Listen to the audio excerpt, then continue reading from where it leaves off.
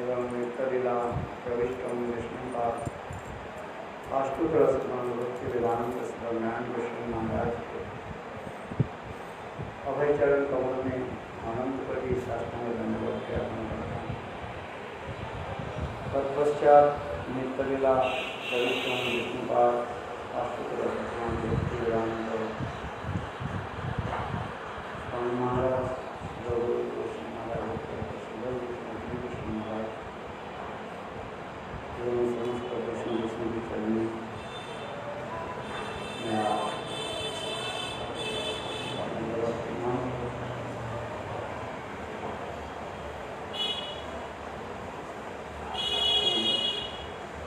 इससे भजन और शब्दों से अनुशीलन कर रहे थे। करीब आज 3-4 महीने तक 3 महीने तक अंदर समाप्त कर नहीं पाए।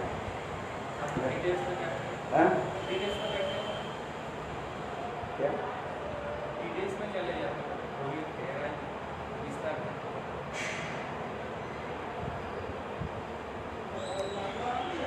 जो भजन जैसे अभी हम अष्टम जाम में आए हैं, श्लोक नंबर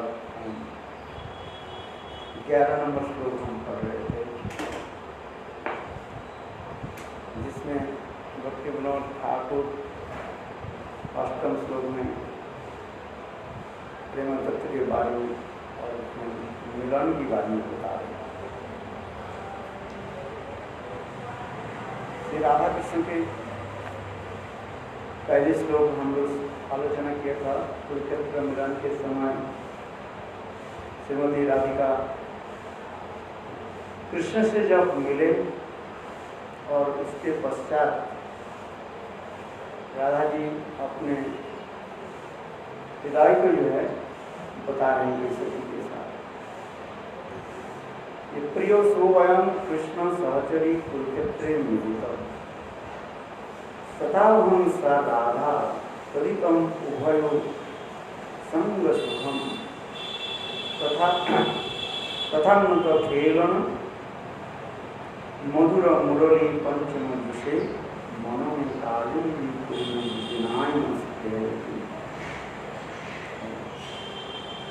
कुरुक्षेत्र में श्री कृष्ण से मिलने के पश्चात श्री राधा अपनी सखी से कही है, ये सखी मेरे यो प्राण प्रिय कृष्ण आज कुरुक्षेत्र में मिले,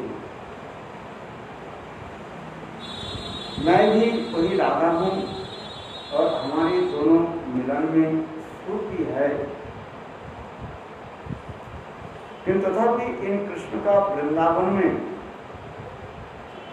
क्रीड़ाशील मुरली पंचम स्वर से आनंद आप्लवित कालिंदी पुलिंदी के कुंजन के लिए भी मेरी प्रबल इच्छा है। इस कथा को हम श्रवण कर रहे थे।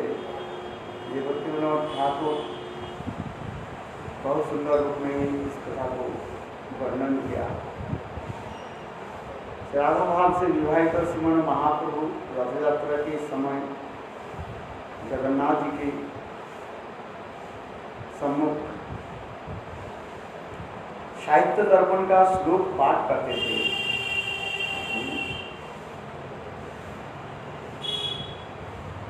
इस श्लोक में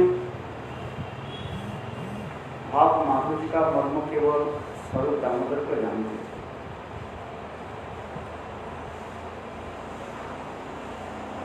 जिस कथा जब कौमार हर एव ही बरसता एवं चैत्र छपा चित मिलित मालती मुरली सा चैवास्मी तथा तत्र सुरत व्यापार लीला विभो रे बासी जससी यह साहित्य दर्पण की जो श्लोक महाप्रभु प्राकृत नायक नायिका की भावों को लेकर के कीर्तन कर रहे थे और स्वरूप दामोदर बार बार महाप्रभु के उत्साहित भी करे। श्रीमन महाप्रभु उद्गंड होकर के जगन्नाथ जी के सामने नृत्य करते। केवल स्वरूप दामोदर महाप्रभु की भाव जानते थे। उस वर्ष श्री रूप गोस्वामी रथ यात्रा में उपस्थित थे। श्रीमान महाप्रभु की कृपा से श्रील रूप गोस्वामी भी उस श्लोक का भाव समझ सके। उन्होंने उसी भाव के अनुसार इसी श्लोक को जो है उन्होंने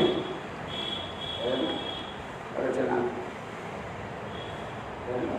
प्रिय सोयम कृष्ण सहचरी कुरुक्षेत्र मिलित। इस श्लोक के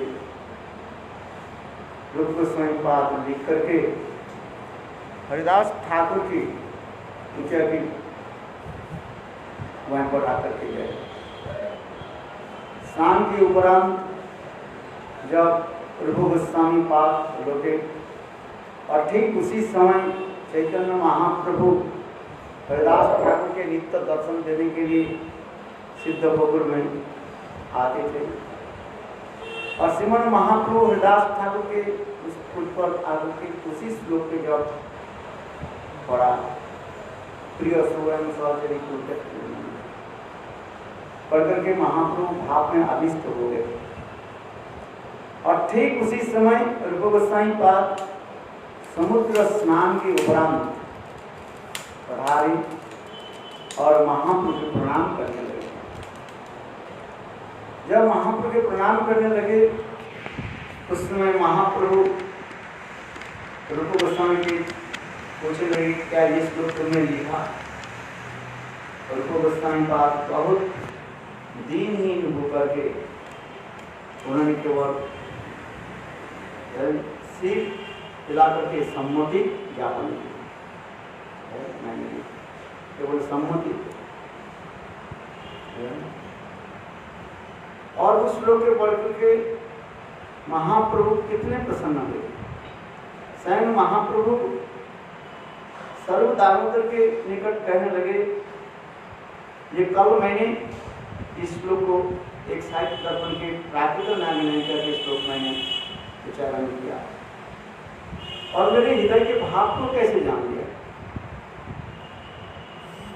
तो उसके सुन करके सर्व दामोदर कहने लगे प्रभु इथे जानी वही ऐसे रूपे कृपा इसके द्वारा ही प्रतीत जब आप साक्षात रूप में रूप गोस्वामी की कृपा नहीं तो आपके हृदय भाव को कौन जान सकते। महापुरुष स्वयं स्वीकार करने लगे ये प्रयाग में जब मैं रूप से मिला जो बात्री जानी तारी शक्ति संचारी रूप में जो बात जान करके उनके हृदय में मैंने अपने समस्त कृपा शक्ति संचार कर। इसी प्रकार श्रीमद महाप्रभु इस प्रकार रूप गोस्वामी पाद की कृपा उनकी कृपा से ही ये श्लोक उन्होंने रचना की। उसके भक्ति विनोद ठाकुर भजन रहस्य ग्रंथ में बहुत सुंदर रूप में दर्शा भी कर रहे हैं। वृंदावन निर्मित निकुंज में ही मिलन श्री कृष्ण के साथ रमन करने के लिए मेरा मन उत्पन्न हो रहा है।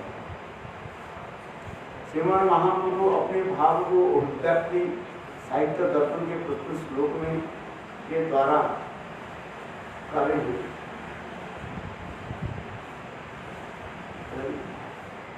और रूप गोस्वामी पाद इसी श्लोकों की यहाँ पर वर्णन करते जा रहे हैं। इस सुदीर्घ विप्लव के पश्चात कुरुक्षेत्र में श्री राधा कृष्ण का मिलन हुआ। वह मिलन ही वृंदावन की प्रथम नवसंगम तुल्य सुखदायक हुआ। किंतु श्री राधा को अपने मन में तृप्ति नहीं हो रही है। श्री राधा अपनी अंतरंगा सदी से अपने हृदगत भावों के अभिव्यक्त करने लगे। ये सभी मेरे मन जमुना पुरीनस्थ कुंज में श्री कृष्ण के साथ मिलन के लिए उत्कंठित हो रहा है। कालिंदी पुरी के उपवन में श्री कृष्ण का मधुर क्रीड़ा करते करते पंचम स्वर में मुरली को बजाकर अपूर्व माधुर्य को प्रकाशित करते हैं। वृंदावन कानन की मयूर मयूरी एकाल ध्वनि, उनका मनोरम नृत्य, कोयल की कुहू कुहू ध्वनि, आम्र मंजरी की सुगंध से मुखरित मधुरिमा को गुंजन ध्वनि, माधवी मालवी की सुगंध युक्त प्राण की संचार करने वाले वायु, सरोवर में जलपक्षी हंस हंसिनी तथा कमल की पराग की सुगंध से सभी अंतकरण में उद्दीपन कराते हैं। इस वृंदावन में नवकिशोर नटवर सिखी बिच्छ वेणुकर वन पुष्प से सुसज्जित होकर मेरे साथ विहार करते थे और यहाँ कुरुक्षेत्र में उनका लेस मात्र गंध नहीं। वृंदावन उनसे मिलकर जिस सुख का आनंद मिला था वह समुद्र का एक कण भी मुझे भी प्राप्त नहीं हो रहा। वृंदावन की जो सुख आनंद वो मानो समुद्र के अथा समुद्र के भांति।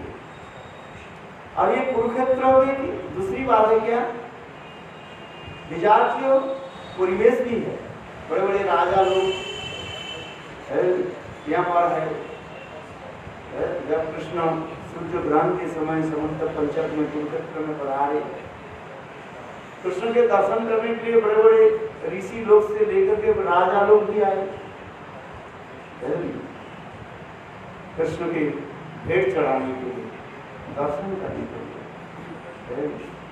यहाँ तक भी हस्तिनापुर से पांडव लोग भी, कुंती आदि, द्रौपदी आदि सभी आए कृष्ण से मिलने के। इतने हाथी घोड़े क्या वर्णन करें, हाथी के लिए चिंहार इतने सब थे। रथों के पहिया की जो घर घर शब्द उस स्थान को कैसे करते हैं। और कृष्ण वहां पर तो है, वही तो कृष्ण है। भक्त सिद्धांत में कृष्ण तो अलग नहीं है। और कृष्ण वहां पर राज मुकुट में, राज वेश में सुसज्जित हुए हैं। हाथ में राजदंड, स्वर्ण दंड विराजमान। इसलिए यह पर भी कहा जो कुरुक्षेत्र में विजातीय परिवेश, कहाँ वृंदावन की स्वाभाविक स्वच्छंद गोपवेश और कुरुक्षेत्र व मथुरा के कुरुक्षेत्र और द्वारका के कृष्ण राजवेश, राजदंड, राजछत्र उनके सिर पर विराजमान।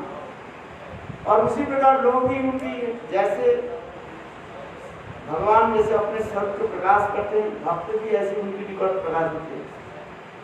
अथवा भक्त जैसे होते हैं भगवान अपने स्वरूप के उसी प्रकार भी प्रकाश करते हैं। वृंदावन में स्वाभाविक रूप में गोपी ये स्वाभाविक उनकी जो है भाव रहता है, माधुर्य भाव रहता है। और कृष्ण के साथ एक लौकिक सद्बंध प्रति रहता है। लौकिक सद्बंध समझते जैसे हम लोग संसार में परिवार में अपने माता पिता भाई बंधु पुत्र परिवार के साथ रहते हैं, उसी प्रकार वृंदावन में वृंदावन के गोपी से लेकर सभी कृष्ण के साथ ऐसे लौकिक सद्बंध प्रति रहते हैं। भगवत्ता के प्रकाश करने पर भी तथापि ब्रजवासी जन कृष्ण के भगवान मानने के लिए तैयार नहीं, लेकिन वो ऐश्वर्य ना माने वृंदावन में कोई ऐश्वर्य कमी नहीं है। समस्त वैकुंठ की ऐश्वर्य आदि एकत्रित कर दिया जाए और वृंदावन की ऐश्वर्य तथापि उनके साथ बराबर नहीं हो। माने ना जाने कितनी ऐश्वर्य है, किंतु वो वृंदावन की जो ऐश्वर्य माधुर्य जी के द्वारा श्रीमंडित है। श्रीमंडित समझ माने ढका हुआ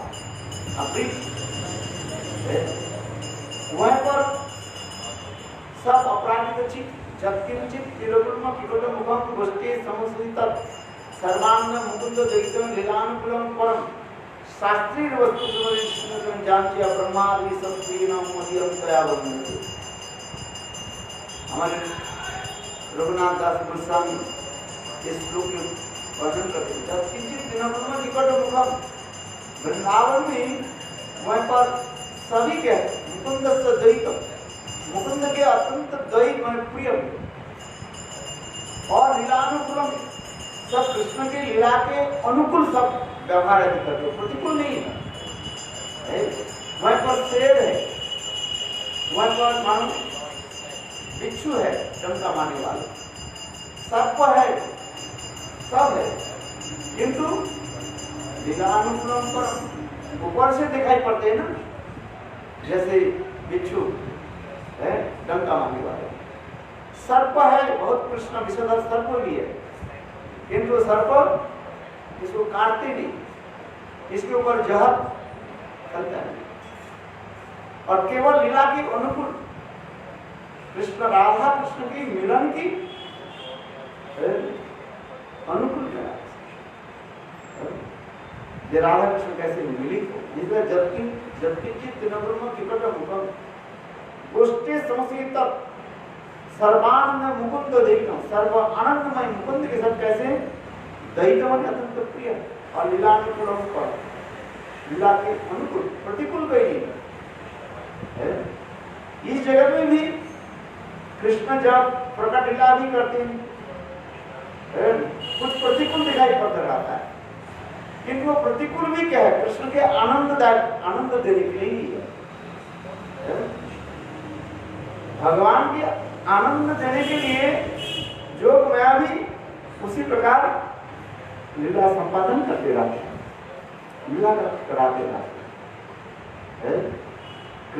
यदि कृष्ण के जो वसुल मारण आदि जो लीला जो है कृष्ण के साथ कोई लड़ सकते हैं, जिनकी आंखों की पलक पड़ते ही अनंत करोड़ विश्व ब्रह्मांड का लय प्रलय हो जाता है और कृष्ण के साथ कौन लड़ेगा, भगवान करेगा। तथापि जो है विरुद्ध भाव आदि दिखा करके भगवान के साथ लड़ते हैं, लीला रस आस्वादन करते हैं, वास्तविक और अपराधित वृंदावन धाम में वहां तो प्रतिकूल शब्द ही नहीं, प्रकट लीला में प्रतिकूल शब्द दिखाई पड़ते रहते हैं, किंतु वहां पर कोई प्रतिकूल नहीं, वहां पर कृष्ण के सारे लीला समावेश है, किंतु जोग माया के द्वारा उन्हें पर पुतनावत लीला आदि है, किंतु पुतना के साक्षात मूर्ति नहीं है, भाव मात्र है, लीला उसी प्रकार करते रहते, उसमें मानव लीला भी दिखाई पड़ते रहते, किंतु प्रैक्टिकल उसके जो फॉर्म नहीं है। यह प्रकट और अप्रकट लीला की एक विशेष वैशिष्ट्य दिखाई है, किंतु वहां पर जितने भी कोई कहा जब किंचित तिरुकुलम किकट मुखम गोष्ठे समस्वित सर्वानंद मुकुंद लीलानुकूलम परम शास्त्र निश्चित जानते ब्रह्मादि सत्त्वेन मदीयम रघुनाथ दास गोस्वामी ब्रह्मादि बड़े बड़े देवता लोग उस अपराजित गुरु वृंदावन धाम प्राप्ति करने के लिए, दर्शन करने के लिए कैसे लगाए और सभी क्या राधा गोविंद कैसे मिलित विरह भी करा करके विच्छेद करा करके फिर दोनों कैसे मिलित हो वो भी करते रहते, क्योंकि विरह बिना मिलन रस की आस्वादन नहीं होगा। ऐसे न बिना विप्रलंबे न संभोग पुष्टि मस्त, इसलिए योग में वहीं पर भी विरह भी दिखाते रहते हैं। इसलिए विरह आदि दिखा करके फिर मिलन रस आस्वादन करा। बहुत सुंदर अपराजित दीप तो हम यहाँ पर कहें श्रीमती राधिका कहें श्री कृष्ण को लेकर नित्य परिचित श्रीधाम वृंदावन में निकुंज सदन में विहार करो। हे कृष्ण आप अपने जो रिक्त स्थान वृंदावन उस वृंदावन में पधारिए। तो इस भाव को यहाँ पर वर्णन करते जा रहे हैं। अभी महाराज बोले अच्छा आपने आकर और बोल अच्छा श्री राधा कृष्ण संभोग की लीला तथा उज्जवलिंगमणि ग्रंथ में वर्णन है। हेतु संदर्शनम जलव सुंदरशयनम वर्त्मरोधनम रास वृंदावन क्रीड़ा यौनाब्धम पंबुकेलयम नौका खेला लीलया चोच भट्ट कुंजादि किंजादि निगता मधुपानम वधुवेश वृत्ति कपट सुदीप्तता क्रीड़ा पटा पटा कृष्टि चुम्बन आश्लेष नभ अर्पणम बिंबाधर अधर सुधापानम संप्रगदायो मतः उज्जवलिंगमणि ग्रंथ से भक्तनाथ ठाकुर इस श्लोक को वर्णन कर रहे हैं।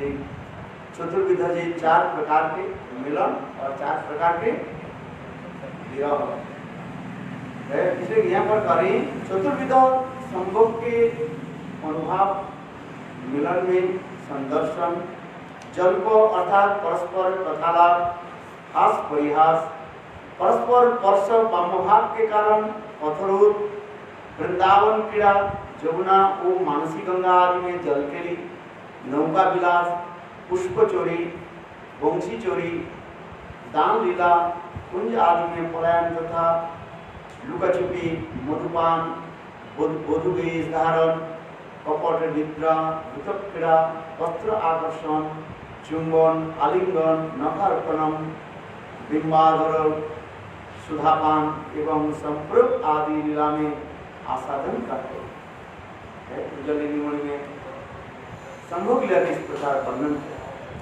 संदर्शन जल स्पर्श वर्त्म आदि निरोधन रास वृंदावन क्रीड़ा जमुना खेलन नौका खेला पुष्प चुरी संगोपान मधुपान मधुवेश कपट स्नपन द्रुत क्रीड़ा वस्त्रटन सुरत व्यापार ब्रह्माधर सुदापान संभोग प्रकार। इसमें तो बहुत सुंदर लीला आदि वर्णन है। राधा कृष्ण यही लीला अति गुरुतर दास वात्सल्य नहीं ये सब अगोचर सब एक सखी गणे तथा अधिकार सखी लीला करे तथा सखी लीला आशा चैतन्य चैतामृत में कृष्णदास कविराज वर्णन कर राधा कृष्ण यही लीला अति गुरुतर अति गुरु माने अत्यंत जो है कॉन्फिडेंशियल हैं गोपनीय लेकिन राधा कृष्ण होती राधा की यही लीला अति गुरुतर दास वात्सलादि नहीं ये सब गोचर यहाँ पर दास सख वात्सला आदि भक्तों के लिए संभव नहीं। कहीं कहीं सामान्य रूप में प्रिय धर्म सखा सुबल आदि सामान्य रूप में कुंज के बाहर आदि में ये लीलाओं को जो है कुछ आस्वादन भी कर लेते भक्ति राधा मतलब सिंधु में वर्णन है। ये निवृत्त निकुंज कुंज में जब राधा गोविंद मिलते हैं तो सुबह क्या करते हैं कुंज के बाहर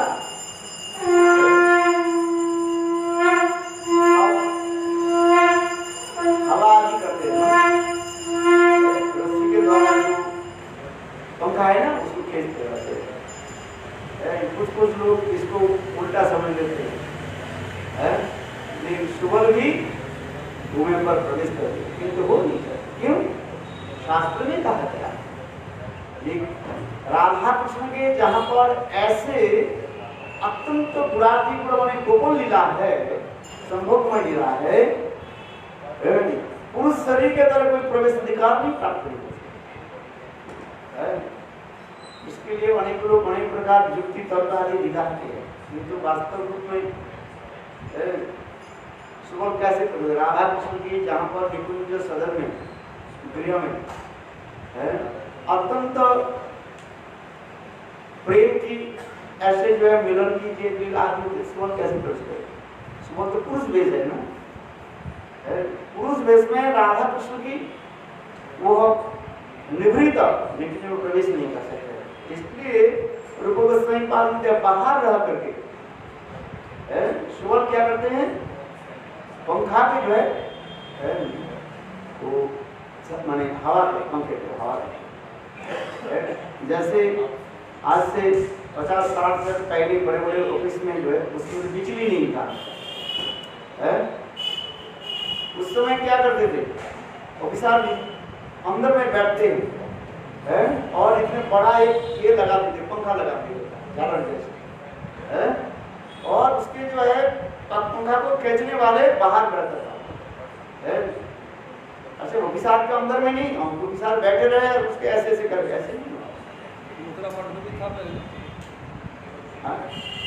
आज वो बाहर बैठ करके ऐसे आवाज, इसको समझना चाहिए क्योंकि नहीं तो सिद्धांत गड़बड़ हो जाएगा।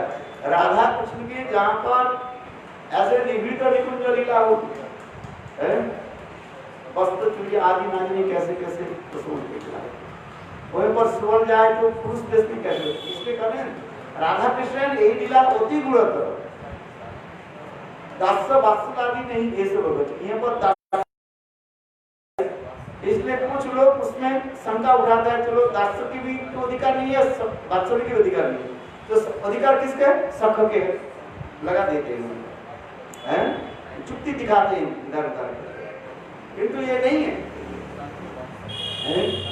सुबल की लीला आदि को शास्त्र में लिखा, सुबल मिलन लीला की कथा है, जैसे सुबल राधा कृष्ण के मिलन कराते हैं, सुबल मिलन की लीला उसमें बना सुबल मिलन लीला की बहुत सुंदर है। ये जावट में जटिला कुटिला ने कठोर निर्देश दे दिया और राधा जी जावट से बाहर लिया, घर से बाहर, और इधर कृष्ण राधा जी के लिए बहुत समय तक प्रतीक्षा करने लगे, कुंड के तट पर बहुत समय तक प्रतीक्षा करने, देखा गया तो राधा जी बाहर नहीं, तो कृष्ण के इस प्रकार भाव को देख करके सुबल ने किया, देखो एक बछड़ा लेकर के घूमते घूमते जावट में आ गए और जावट में आकर के और बछड़ा के पूंछ को ऐसे ट्विस्ट कर दिया और बछड़ा कूदते हुए बस जटिला कुटिला के गृह के अंदर में प्रवेश किया। और इधर जटिला कुटिला तू यहाँ पर किस ले आया? बोले देखो दो कारण है, एक तो मुझे प्यास लग रही और दूसरी जो है मेरा बछड़ा तुम्हारे इधर अंदर आ गया। जटिला कुटिला बोले अच्छा पानी पीना है ना, क्या अंदर में चले जाओ, मेरा बहू राधा जी तुम्हें पानी पिला देना, हम लोग तो अभी असुच अवस्था में भी है और ये दे रहे हैं पानी कब तक बाद, ये क्या बोले गोबर कंडा था स्नान तो नहीं किए। अच्छा क्या सुबह जाकर के राधा जी के सारे कथा सुनाया कृष्ण कैसे तरफ, और फिर सुबल ने किया कि देखो अपने वस्त्र को जो है राधा जी को दे दिया और राधा जी ने सुबल के वेश धारण कर लिया और राधा जी के कपड़ा सुबल पहन, सुबल अंदर रहने लगे। राधा जी सुंदर, सुबल के मुखारविंद और राधा जी के मुखारविंद दोनों एक जैसे। अभी तो रखाल वेश तो धारण किया राधा जी, किंतु अपने वक्षस्थल के कैसे ढके, इसलिए ने क्या कि वो जो बछड़ा जो था ना, वो बछड़ा को जो है छत्ती पर लगा करके बाहर रखने लगे। जटिला कुटी के बोले हाँ मैंने तुम्हारे बहुत बहुत सुंदर है, पानी पिला दिया, हम जा रहे हैं, चले जा, ये से यार मत आना प्लीज। देखो वो सुबह बेजदारी राधा जी आगे दूर देखा, कृष्ण बहुत समय तक प्रतीक्षा करने लगे, ये सुबह अभी तो आया ही नहीं, अभी समाचार भी नहीं दिया राधा जी के साथ मिलन कैसे हो।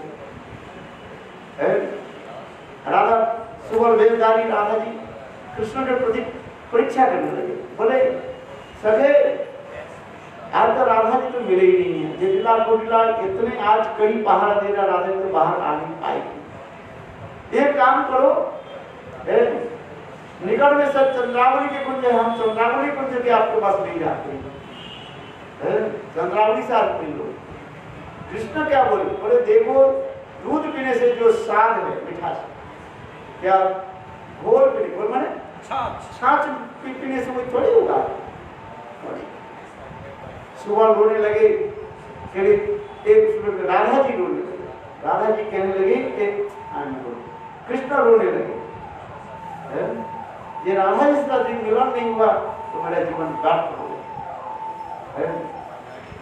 तब उसको देख करके राधा जी ने अपने स्वरूप को दर्शन किया। फिर राधा कृष्ण के मिलन बहुत सुंदर इसमें संभोग में मिला निवृत्त स्थान पर। फिर 4 बजे जो है वो 4 के बाद लौटे। अभी राधा जी कैसे लौट करके आई, इसलिए क्योंकि जोगनाथ जी व्यवस्था कर दिया। इधर क्या कि ललिता विशाखा सब जावट में आकर के जटिला कुंडी का बोले देखो हम लोग जा रहे हैं जमुना में पानी भरने के लिए, तुम्हारे बहू के भेज दो। जटिला कुंडी वाली बात सही है, जाओ जल्दी जल्दी पानी लेकर जाओ। सखियों के साथ सुवर्ण के की चल पड़े, राधा जी के भेष में सुबह चल पड़े और फिर आकर के और उस स्थान पर आकर यमुना के तट पर आकर के फिर राधा जी कृष्ण के अपने एक सुबह के अपने भेष दे दिया और राधा जी साड़ी पहन करके जैसे।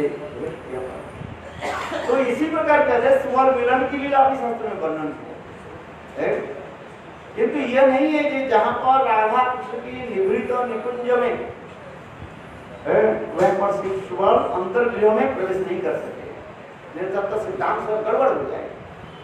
अकेला पुरुष कृष्ण आज वृत्त जारी बेच ना चाहे बेच कर, जहां पर निवृत्त निकुंज कुंज में केवल कृष्ण यहाँ पर दूसरी पुरुष नहीं रह सकते।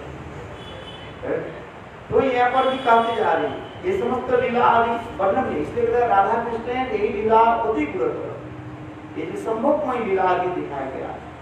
और विशेष करके निकुंज सदन में वो समस्त लीला आदि जो का सखियों के साथ ये समस्त लीला आदि वर्णन हुआ है। इसी प्रकार राधा कृष्ण ने लीला अति गुरुत्व दास आदि नहीं, ये सब कुछ सब एक सखी गणे तथा अधिकार, सखी लीला करे तथा सखी लीला सागर। इस मतलब निवृत्त निकुंज की लीलाएं है सखियां बढ़ाती हैं और सखियां लीला सागर है। अभी महाराज चेतन से तांबल के सेवा को पाठ करेंगे। पंचाग के पास इंद्रदेव पतितानां पावने भो